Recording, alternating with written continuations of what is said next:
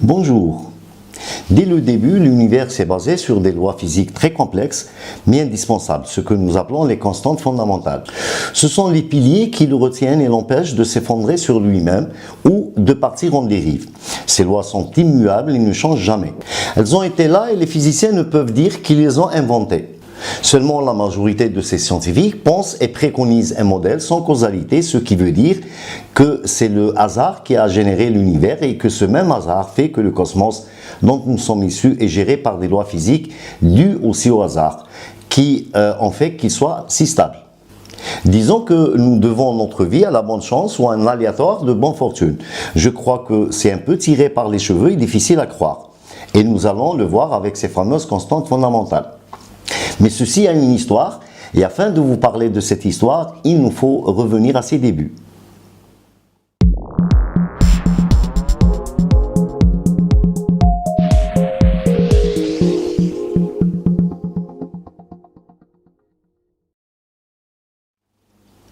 Alors, quelle est cette histoire? D'abord, qu'est-ce qu'une constante fondamentale? C'est une quantité ou unité physique dont la valeur numérique, donc son chiffre ou nombre, est fixe, c'est-à-dire qu'elle possède une valeur dont on a remarqué qu'elle semblait constante et indépendante de tout paramètre utilisé. Et contrairement à une constante mathématique, une constante physique implique directement une grandeur ou unité physiquement mesurable. Ces constantes physiques sont de deux types, sans dimension, donc sans unité, qui ne dépendent pas du système de poids et mesure utilisé. Elles ont donc la même valeur dans tous les systèmes d'unités possibles. Exemple, la constante de structure fine, qui régit la force électromagnétique et qui assure la cohérence des atomes et des molécules. Avec dimension, donc avec unité, qui aurait évidemment des valeurs différentes dans des systèmes différents. Exemple, la masse de l'électron. Nous remarquons déjà que les valeurs de ces constantes sont faramineuses, car lorsque nous disons que la masse de l'électron est de 9,109 10 puissance moins 31 kg, cela veut dire que cette masse de l'électron est égale à 0,30 suivi de 9,109 kg. Et ce chiffre ne change jamais. Cette longue chaîne de zéros suivie d'un chiffre reste toujours la même. Dans la première catégorie, elles sont déterminées par la mesure physique et ne peuvent pas être calculées par les mathématiques. On considère qu'il existe 26 constantes fondamentales. Initialement, elles étaient 19. Il est possible que de nouvelles constantes devraient être découvertes pour décrire les propriétés de la matière noire et de l'énergie noire, qui sont prédites mais jamais encore observées. Dans la seconde catégorie, il s'agit de constantes physiques possédant une dimension, mais considérées comme constantes universelles. Par exemple, la vitesse de la lumière, la constante de Boltzmann, ou encore le nombre d'Avogadro. Nous remarquons que ces chiffres sont très longs et complexes, mais c'est à eux qu'a été dévolue la direction précise de l'évolution de l'univers. Et d'ailleurs, ces constantes ne supportent aucune marge de hasard ou de changement, même infime. Et la question qui se pose d'elle-même, qui a choisi ces chiffres et ces constantes très précises? Est-ce le pur hasard? Mais le hasard ne peut assembler 26 constantes fondamentales avec des chiffres aussi complexes. Par ailleurs, nous savons que le hasard à lui seul ne peut faire fonctionner tout un univers. Nous allons faire une interpolation sur un ordre de grandeur plus petit.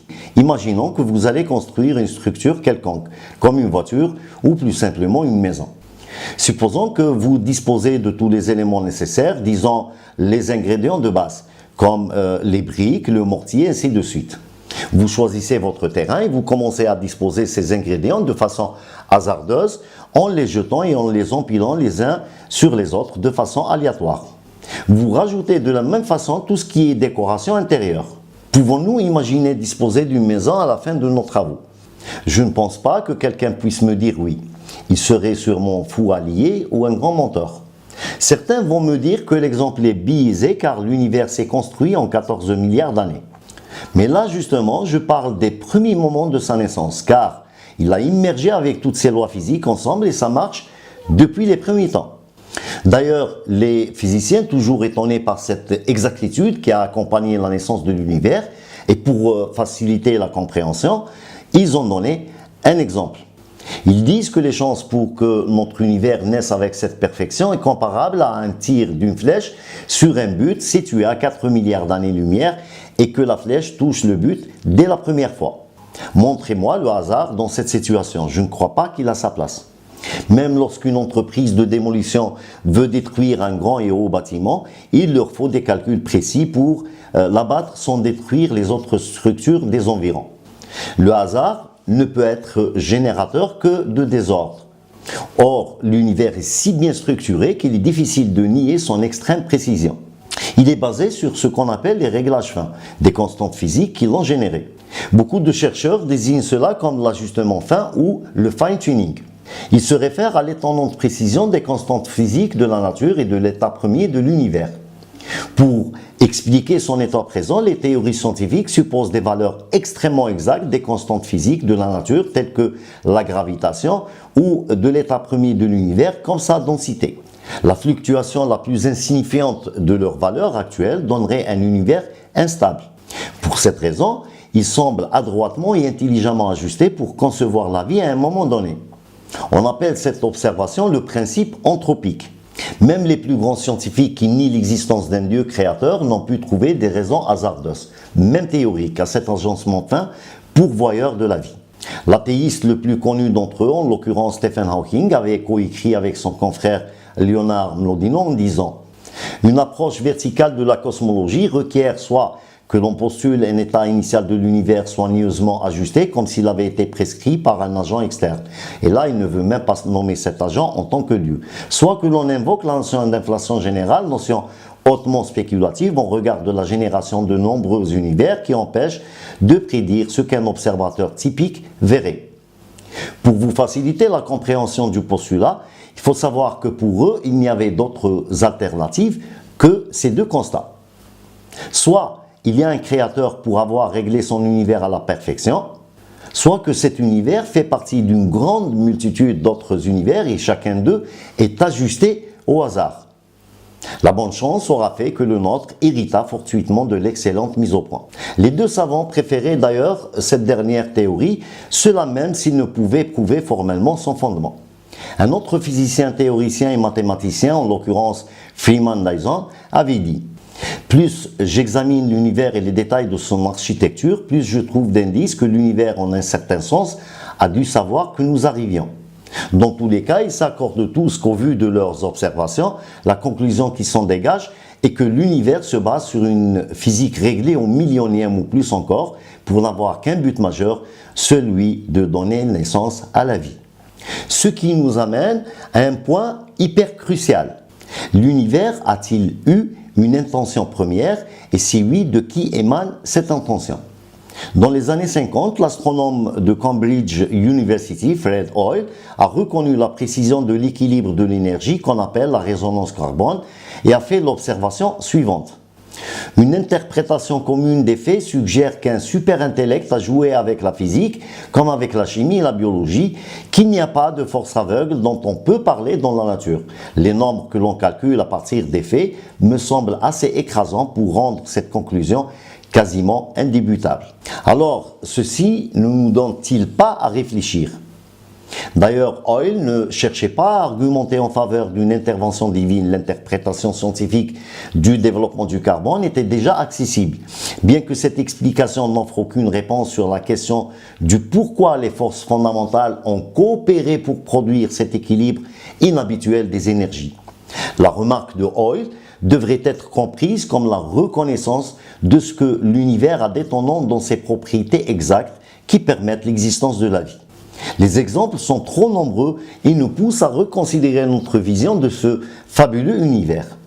Considérons par exemple la puissance de la gravitation. Lors du Big Bang, il y a des milliards d'années, la matière était distribuée au hasard, il n'y avait ni étoiles, ni planètes, ni galaxies. Il n'y avait que des atomes qui flottaient dans le vide intersidéral. Lorsque l'univers s'est étendu par l'inflation primordiale, la gravitation a attiré doucement les atomes en les rassemblant en amas qui sont devenus des étoiles et des galaxies. Mais la gravitation devait avoir la puissance exacte pour cela. Si elle était un peu plus puissante, elle aurait contracté tous les atomes ensemble en une grande boule. Le Big Bang aurait rapidement terminé en Big Crunch, ou plus clairement son effondrement sur lui-même. Si à l'inverse, la gravité était un peu plus faible, l'univers en expansion aurait distribué les atomes si largement qu'ils n'auraient jamais été rassemblés en étoiles et en galaxies. La puissance de la gravitation devait être très exacte pour que les étoiles se forment. Mais qu'entendons-nous par exact? Eh bien, il s'avère que si nous changeons l'attraction de la plus petite fraction d'un pourcentage, assez pour que l'un de nous, soi-disant 1/10000000e d'un gramme plus lourd ou plus léger, l'univers devient si différent qu'il n'y a ni étoile, ni galaxie, ni planète, et sans planète, il n'y aurait pas de vie. Les autres constantes de la nature possèdent ce même caractère. Si l'on fait varier n'importe laquelle, l'univers serait très différent.